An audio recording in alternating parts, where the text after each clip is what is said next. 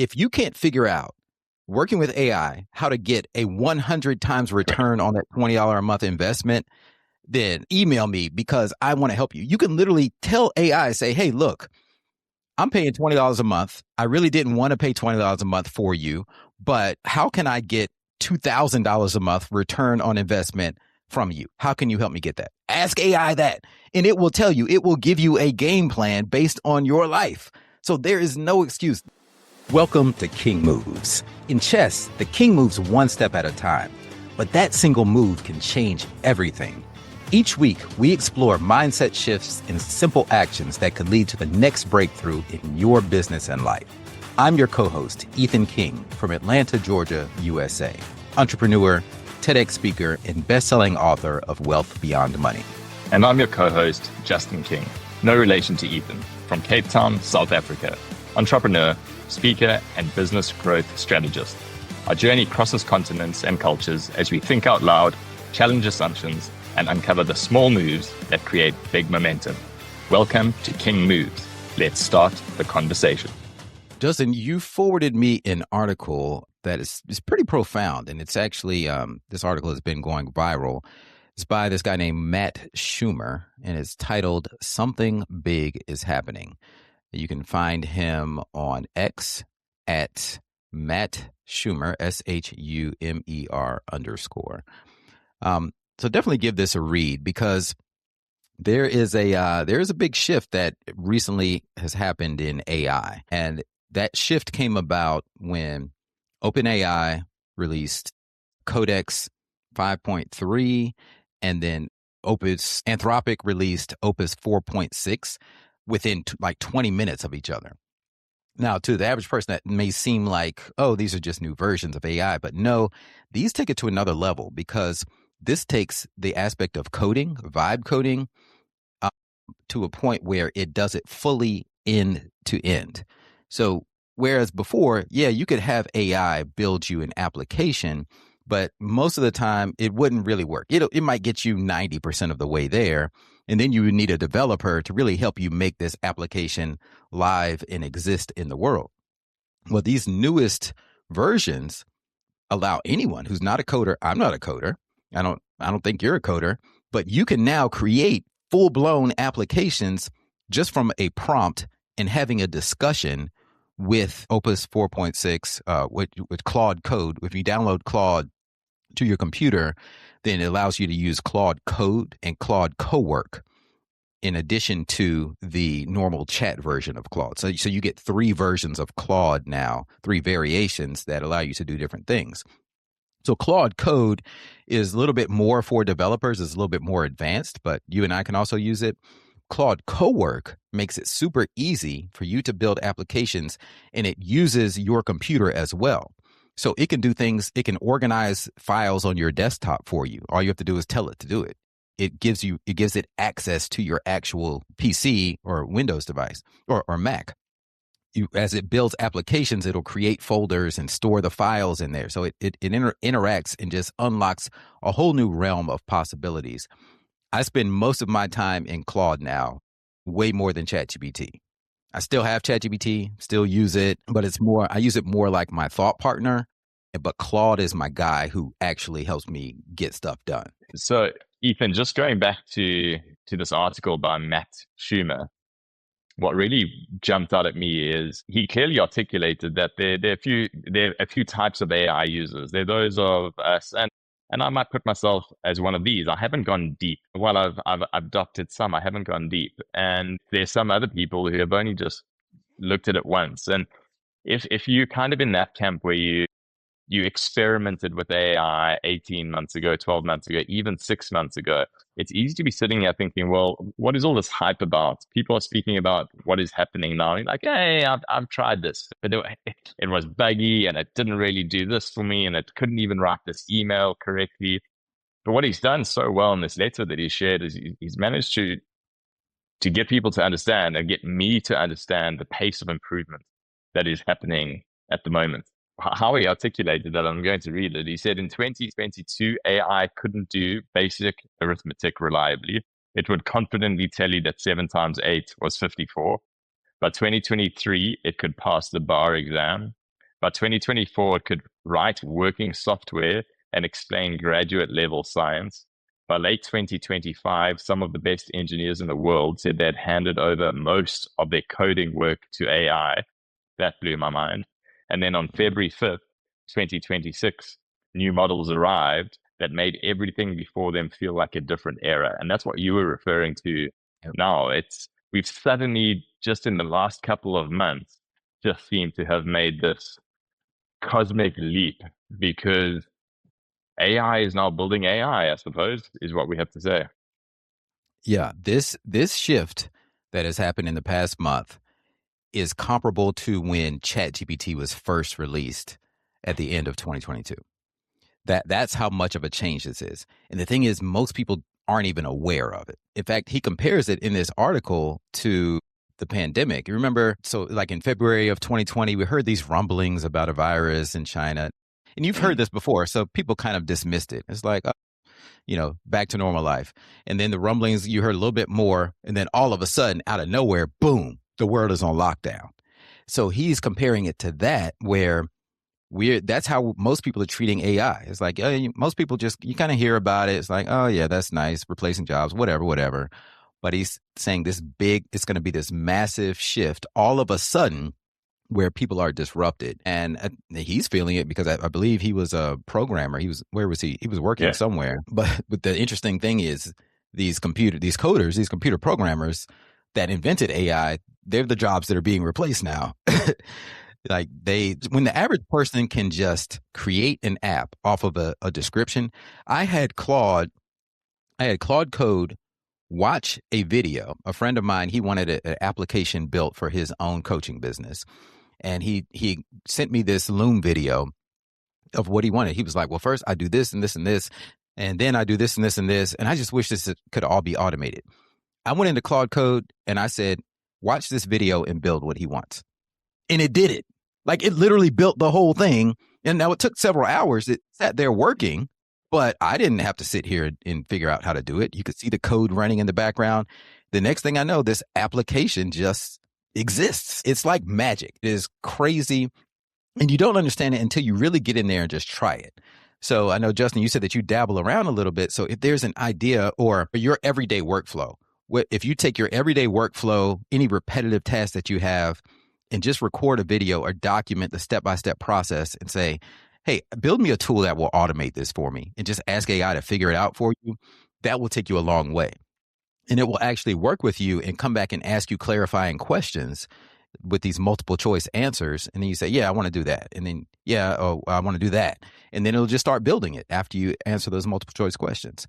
So it is mind boggling. And what's happening now, software companies have taken a hit in the stock market because once people realize the power of this, the prediction is that we won't need to go pay for these subscriptions to a lot of these little softwares, all these software subscriptions that we have, where instead I could just build the thing myself.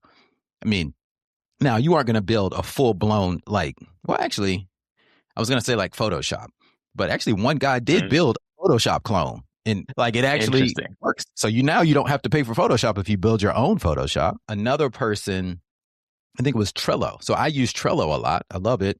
It's the Kanban style, project management software. Yeah. You could just tell AI to build Trello. Say, hey, give me all of the features of Trello. So I did this for another application. I won't say what the application is, but I said, hey, go look up all of the features of this popular tool and list out all the features.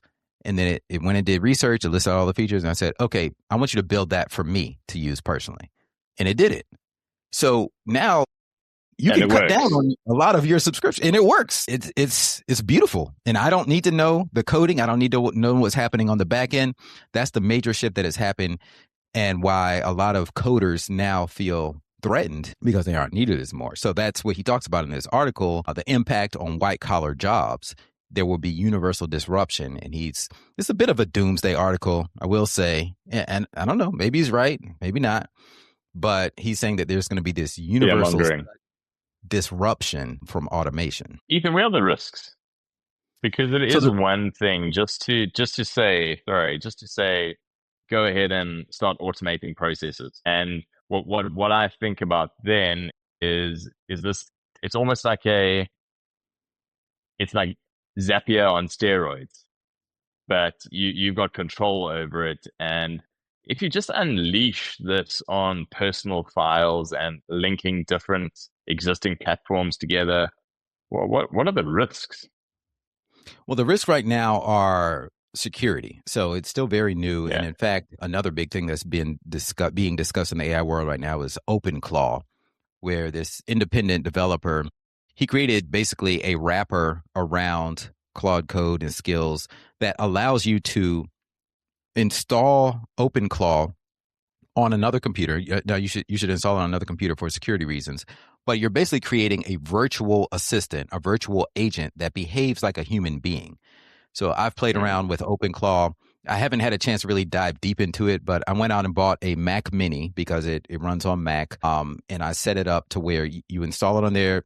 You can get ChatGPT to walk you through how to do it, but you go to OpenClaw, you install it, and then once you get it all set up, you can message your assistant through Telegram or through WhatsApp and say, do this for me. So I can be on the go on vacation somewhere and I can message my AI assistant to do some things for me. Hey, go respond to my emails, give me a report on this, and it will use its own computer to do the thing. Now that's awesome, but it poses a huge security threat because there have Mm. been from bad players, bad humans who create these skills for AI to use, and they disguise them as beneficial skills. So let's say I think there was a Twitter skill that came out. So there's a skill that allows your AI to post to your Twitter account for you or your X account for you.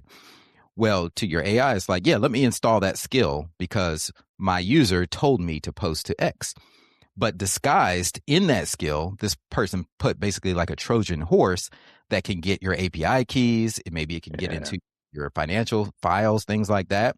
And you never know because it's happening in the background. And it told the AI to do that. If you're not savvy enough to look out for those things, that's where a lot of the risk lies right now. And there have been numerous stories of people getting burned. So there are lots of security risks. Now, he talks in this article about the bigger security risks of national security. Yeah. As we have this emergence of super intelligent AI, he said it's basically like a new advanced country appearing overnight. So, will AI itself decide to do anything malicious to us?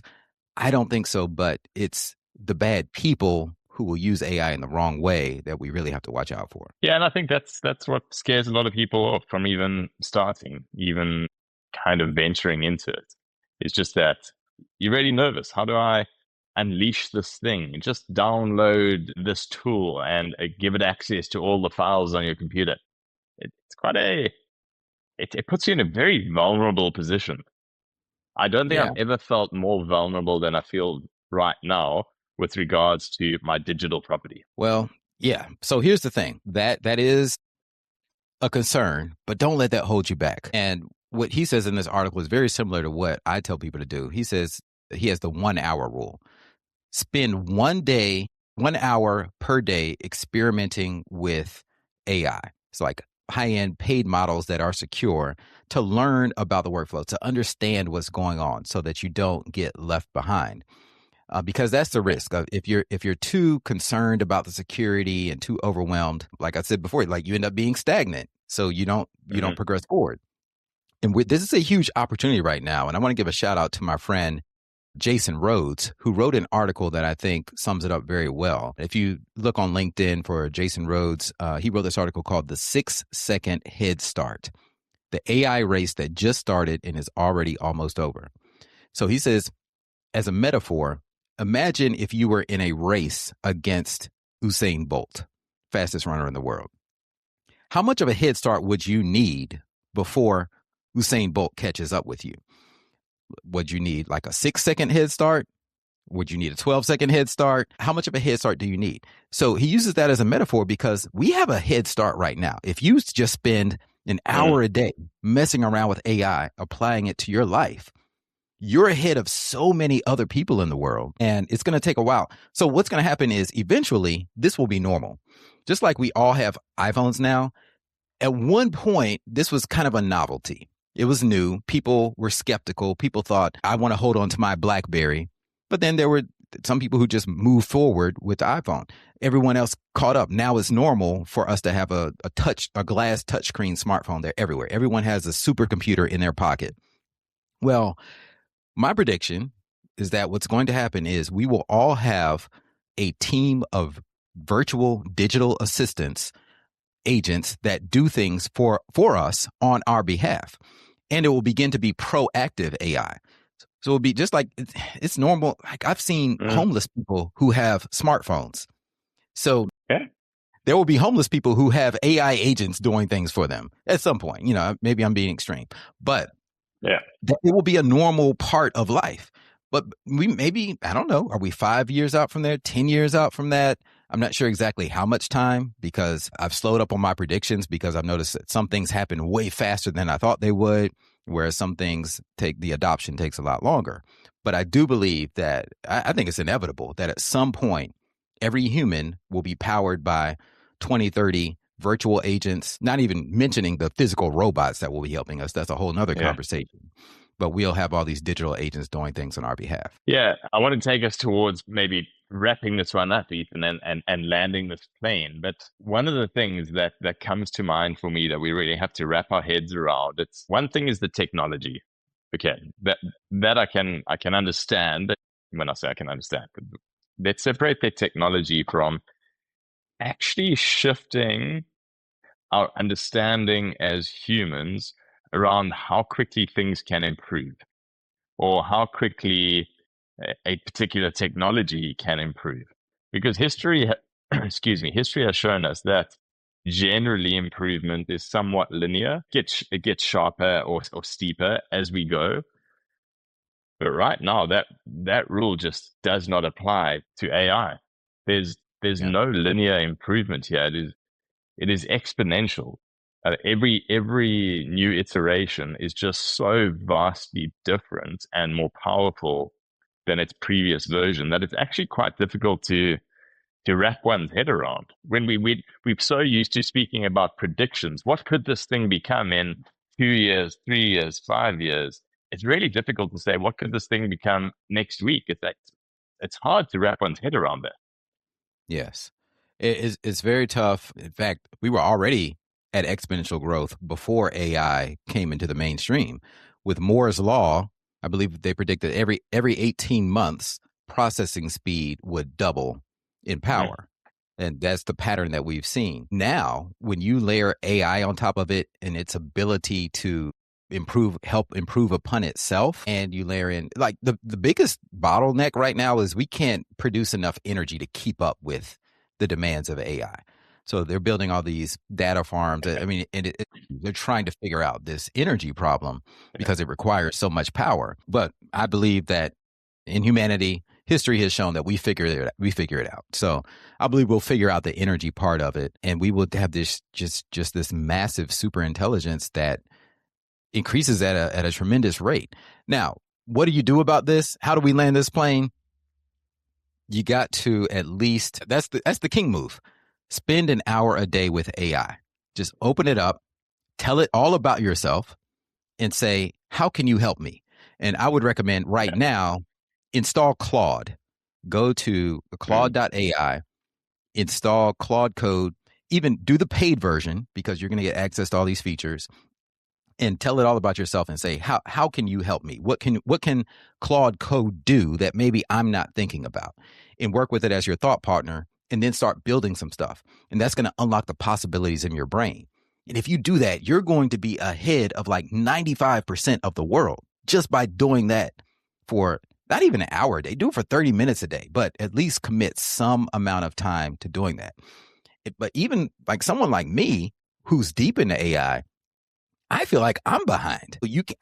One can't possibly keep up with the rate of change that it's happening. Like they're going to outpace us, but you can stay ahead of everyone else in the world so that you can learn how to leverage this to make your life better. There's not too much I can add to that. I think I'll piggyback off you and what Matt Schumer suggested in his letter. And he said, get a paid version of a tool. And you've said that. And then number two, just start by feeding in something from your daily work. If you've got a spreadsheet that you work on regularly, take that, pop it into one of these tools and ask it, how can I automate this? How do I build a web interface for this? How do I simplify this process? How do I, whatever it is, and see what it comes up with. But I think where we get caught out is we try, I think, too big initially, excuse me, too big initially as we're starting out, just get a paid for version and try to solve some of the smaller problems, and then you can build on that.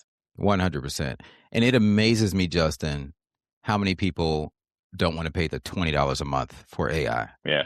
Come on, people. We blow $20 a month on the most random bullshit. Pay for AI. Do one of these paid models.